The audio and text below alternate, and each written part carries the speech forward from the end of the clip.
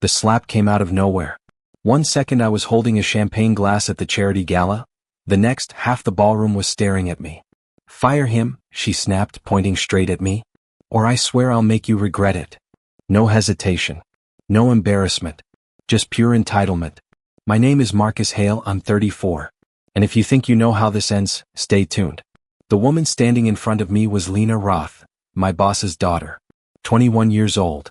Rich, reckless, and famous inside the company for ruining people who didn't treat her like royalty. Tonight she had chosen me. The room buzzed with whispers. Some people looked uncomfortable. Others looked entertained. No one stepped in. Because when the CEO's daughter demands someone's career, most people just watch.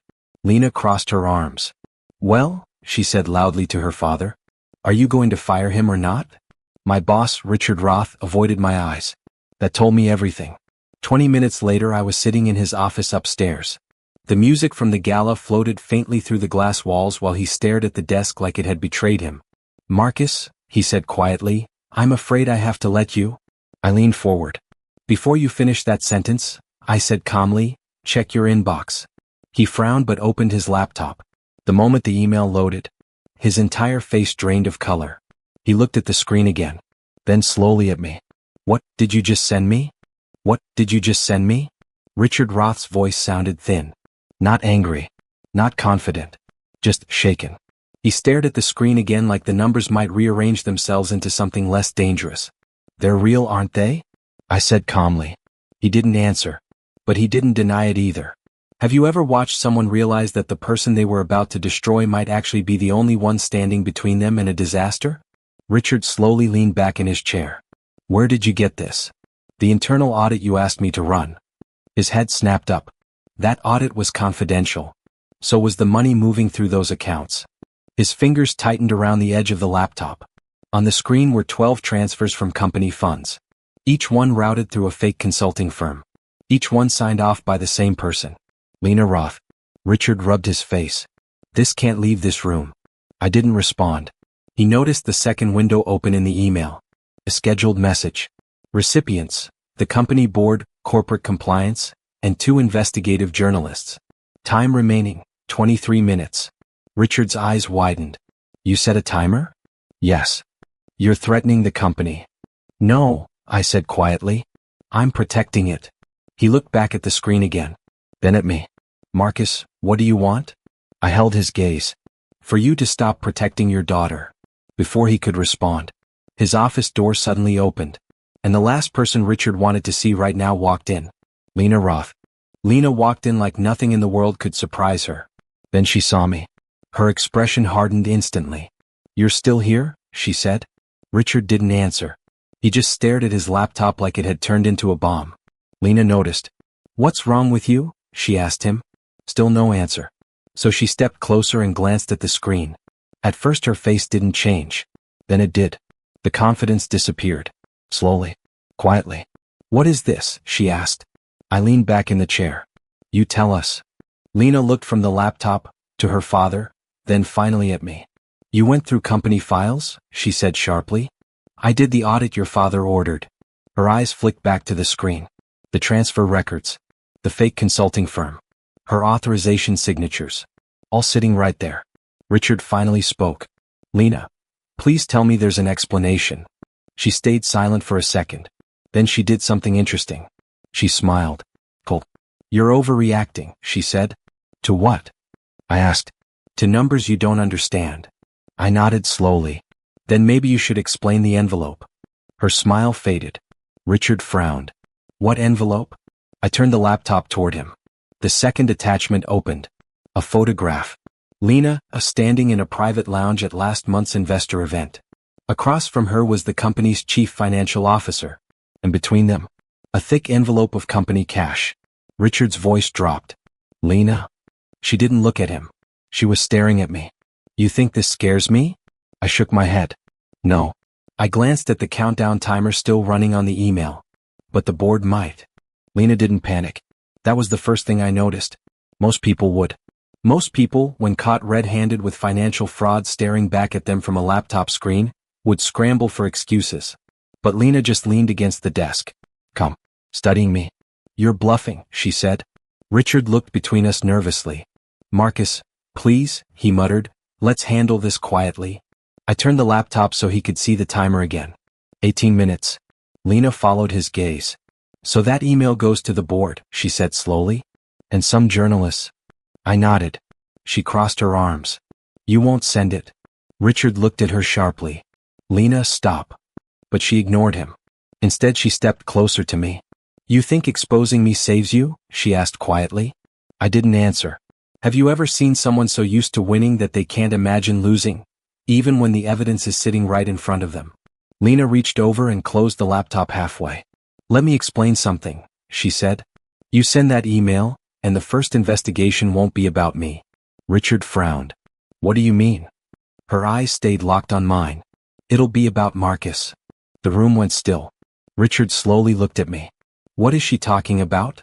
Lena smiled again. Those transactions, she said calmly. They were authorized through the finance department. She pointed directly at me. And guess who manages that department? Richard's face tightened. He looked from Lena to the files, then back to me. Marcus, he said quietly. Tell me that's not true. Richard looked at me like the ground under his office had just shifted. Marcus, he said slowly, is that true? Lena watched me carefully. Waiting. Confident again. I didn't rush to answer. Instead I reopened the laptop she had just tried to close. The same files appeared on the screen. The transfers. The fake consulting firm. Her signatures. Then I opened another attachment. Richard leaned closer. Lena's smile faded slightly. What is that? Richard asked. The part Lena didn't expect, I said. The screen showed the company's internal authorization log. Every financial transaction in the company required 2 approvals. The person requesting it, and the person releasing it. Richard frowned. Okay? I pointed at the first column. Requested by. Every entry said the same name. Lena Roth. Then I pointed at the second column. Approved by. Richard's eyes moved down the list. Again. And again. And again. But the name wasn't mine. It was someone else. Richard leaned closer. No. His voice dropped. That can't be right. Lena stopped breathing for a moment. Because the second name on every single transfer was the same. Daniel Roth. Richard's older brother. The company's chief financial officer. I folded my hands calmly. You were looking at the wrong suspect. Richard slowly turned toward Lena. Then toward the photograph again. His voice was barely above a whisper. You and Daniel were stealing from the company? Lena didn't answer. But her silence said everything. Then I tapped the timer again. 12 minutes remaining. Lena's silence lasted exactly 3 seconds. Then she laughed. Not nervous. Not panicked. Just annoyed. Dad, she said, you're seriously believing him? Richard didn't answer. He was staring at the authorization log like someone had just rewritten reality. Daniel signed those, he said slowly. Yes, I replied. Lena leaned forward on the desk. You're twisting the story, she said. Daniel handles financial approvals. That's his job. That's true, I said. Richard looked up. But Daniel also isn't here tonight. Lena's jaw tightened. And, she said. I opened another file. This one wasn't financial. It was a calendar record. Richard read the title aloud. Private investor meeting, lounge suite, last month. I clicked the attached photo again. The same image appeared. Lena. Daniel. The envelope. Richard exhaled slowly. That wasn't an investor meeting. No, I said. It was the moment they started moving the money. Lena pushed away from the desk. This is ridiculous, she snapped. But her confidence was slipping now. Richard looked at the timer again. 7 minutes. Marcus, he said quietly, if this email goes out, the board will open a criminal investigation. That's the idea. He ran a hand through his hair. And Daniel? He'll be investigated too. Lena suddenly stepped forward. You think you win by doing this? She said. I met her eyes. This stopped being about winning the moment you slapped me in front of 400 witnesses. Then the office phone rang.